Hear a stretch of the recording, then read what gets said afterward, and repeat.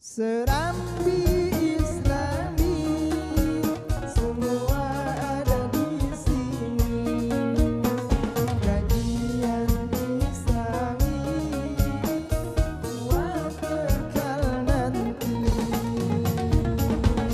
Pemirsa TVRI yang dirahmati Allah Subhanahu wa Ta'ala, ada sebuah pertanyaan yang sempat ditanyakan Aisyah kepada Nabi tentang sholat malam beliau. Lima tasna'u hadha ya Rasulullah wa qad kafaraka ma taqaddam min dambik. Kenapa engkau melakukan ini ya Rasulullah, padahal dosamu telah diampuni sekarang dan yang akan datang. Namun wa mata akhar qala, apa jawaban Nabi? Afal uhibbu an akuna abdan syakurah. Tidakkah kau suka aku menjadi hamba yang bersyukur? Masya Allah. Ustaz, ternyata pandangan kita selama ini selalu melihat rasa syukur itu identik dengan materi yang mengenakan, ya. Padahal salah satu ketenangan jiwa, rumah tangga yang sakinah, anak-anak yang tidak bermasalah, istri yang soleha, suami yang gagah Allahu Akbar, ganteng, subhanallah. sudah penceramah banyak duitnya, Subhanallah. Masya Allah. Allahu Akbar. Nah ini kan nikmat Ustaz. Banyak duitnya. Nah ini kan nikmat. Ya, nikmat. Ada nikmat, nikmah, ada niqmah. Nikmah itu artinya karunia, pemberian. Niqmah itu siksaan. Semoga kita mendapatkan nikmat Allah Subhanahu wa Ya, taala. maka berkaitan dengan pertanyaan Ustadz Asep tadi, dia ingin tahu bentuk keberkahannya tidak selalu dalam bentuk materi tentunya. Ustaz. Ya. Ternyata keberkahan itu yang patut kita syukuri tidak hanya berupa maaf ya uang. Tadi keluarga sakinah mawaddah warahmah, baiti jannati home, sweet home, rumahku surgaku. Itu nikmat, rahmat Allah. Ini yang sering dilupakan. Anak soleh solehah yang Masya Allah. al-ummu madrasatul ula. Ibu sebagai madrasah, merinding saya. Waduh. Kalau ngomong soal ibu merinding Ini Ustaz. saya juga merinding hari ini. Iya. Al-ummu madrasatul ula, bahwa perempuan seorang ibu madrasah yang pertama buat anak, tarbiyatul aulad fil Islam, itu kata Abdullah Nasih Alwan dalam sebuah kitab Tarbiyatul Aulad fil Islam, itu bagaimana menempa kaderisasi agar menjadi anak yang soleh dan baik tergantung kepada awalu wajibin alal insan ma'rifatul ilahi bistiqon. Kewajiban bapak ibu terhadap anak yang baru lahir terutama, kenalkan kepada Allah, itu pun rahmat nikmat yang patut kita syukuri. Agus Dermawan, syukur kepada anak, kita punya anak nih. Apa syukur? Iya, syukur punya anak yang soleh. Tidak lain adalah menempa, mengupgrade, mengkader, merens anak ini menjadi anak yang soleh dan soleha. Amin dong. Amin. Nah itu tanda syukur. Saya syukur punya anak, alhamdulillah. Loh, syukurnya apa? Tempa itu anak menjadi anak yang baik, yang on call, yang anytime, already standby itu siap buktinya pakai. ya? Iya. Kalau punya anak yang baik kan investasi akhirat loh. Iya. Itu rezeki dari Allah. Iya. Tetapi itu juga rahmat, tetapi harus disyukuri. Tidak hanya berupa uang, Masya Allah. berupa harta benda, tapi rahmat Allah.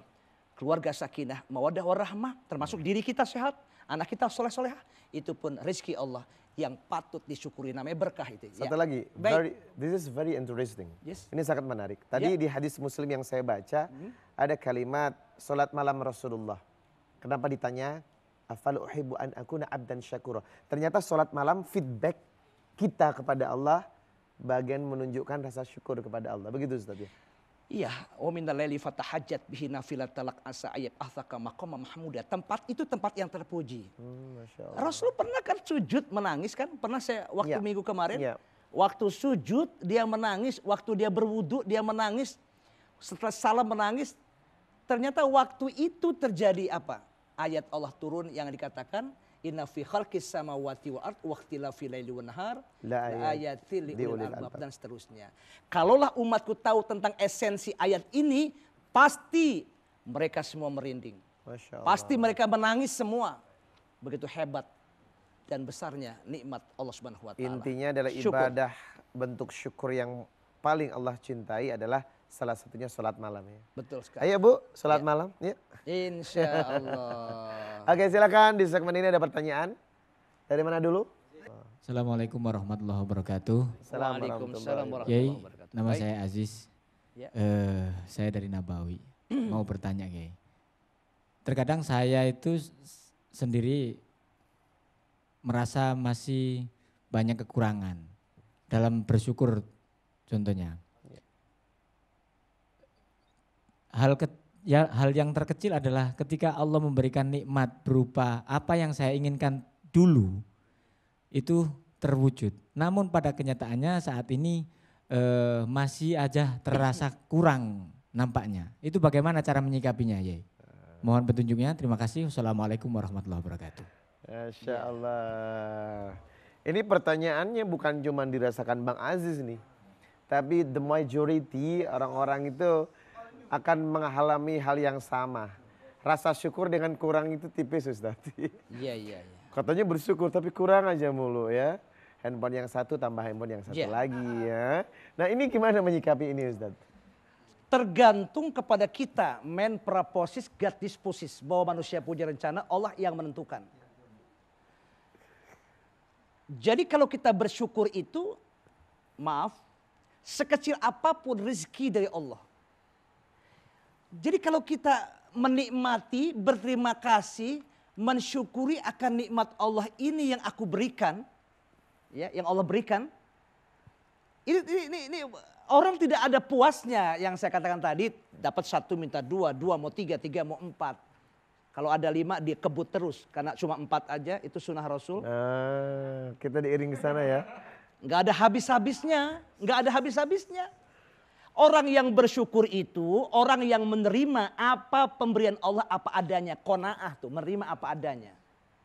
Orang-orang yang serakah itu, orang yang hubud dunia tadi, wa karahiyatul maut, wa karahiyatul maut itu dia cinta dunia tapi lupa sama mati. Itulah orang yang dikatakan penyakit wahan. Mudah-mudahan Ustadz Aziz nggak kena wahan ya, juga tidak kena Wuhan dari kota Wuhan.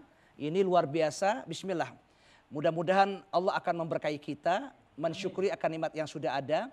Semoga Allah selalu memberikan keberkahan buat kita dunia dan akhirat. Jadi memang harus paham mana kebutuhan, mana keinginan ya.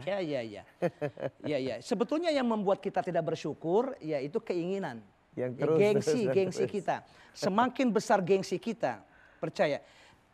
Kita beli tas ini. Tas fungsinya apa? Untuk menyimpan sesuatu atau buku, atau pena, atau dompet kita. Tidak mesti harus ratusan juta. Tapi kalau gengsi kita besar, kita mau bahkan 1 miliar harga satu tas itu. Kalau enggak dapat itu, tiba-tiba kita cemburu sama orang lain, oh timbulnya penyakit hati. Makanya saudara, ketahuilah, ala bidziklahi tatmainul qulub, ketahuilah bahwa dengan ingat pada Allah, come back to God, ya, dia akan tenangkan hati, jiwa tenang, syukur akan nikmat yang sudah ada. Nggak ada habis-habisnya Ustadz Aziz, ya. Udah syukur akan alat band yang udah ada, syukur aja udah begini, ya. So, alhamdulillah. Let this time come back to God. Yes. Saatnya kita kembali ke Allah. Come back to God, yes. Oke Ustadz, pertanyaan berikutnya. Saya lagi Ustadz Reza. Ustadz Asep lagi. Saya. Masya Allah. Saya kayak ngerasa belum puas kalau nanya sama orang alim cuma 1 kali. Selain suara bagus, orang ganteng juga pintar ternyata. Amin ya Allah. Asep, anu kasep, anu bager. Amin ya Allah. Silakan. Baik Kiai Agus yang saya muliakan. Pertanyaan saya yang kedua, saya ingin menanya. Bagaimana sih cara bersyukur yang benar itu Kiai? Karena kadang ada orang dia sudah usaha, ikhtiar maksimal, tapi karena dia tidak mendapatkan hasil yang maksimal, akhirnya dia bilang udahlah bersyukur aja lah apa yang Allah berikan kepada saya. Begitu Kiai. Jadi gimana definisi bersyukur yang benar itu bagaimana Kiai menurut Kiai? Baik. Makasih Kiai. Jadi seolah-olah Ustadz Asep ingin melihat antara syukur dengan pasrah. Oh. Nah iya kan? Jadi memang antara syukur dengan pasrah Ustadz. Di mana letak benang yang bisa menjembatani antara syukur dengan pasrah? Iya, syukurin aja deh apa adanya gitu ya. Yang penting saya ini nerima gitu ya.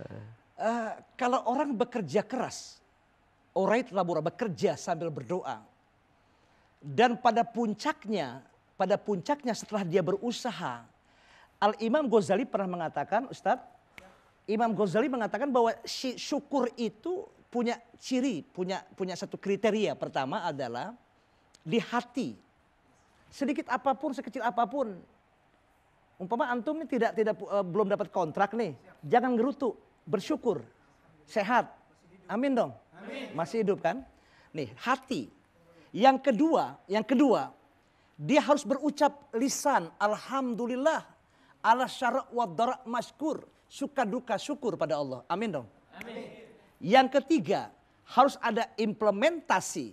Syukur itu tidak di hati saja, tidak hanya lisan saja, tetapi harus ada aplikasi, harus ada perbuatan. Nah, oleh karena itu, mudah-mudahan kata tadi usai sudah melaksanakan implementasi, sudah ada kata maksimal, baru kita tawakal Allah. Pasrah, Ustaz. Ya. Jangan belum kerja, belum perang, udah pasrah dia. Bismillah, bismillah. Berusaha sambil bekerja, sambil kita berdoa. Masya Allah. Ya, namanya perjuangan dan doa. Iya, baik pemirsa jangan kemana-mana. Obrolan menarik kita akan kembali lagi seputar syukur dan kufur. Tetap di Serambi Islami Ramadan. Mutiara.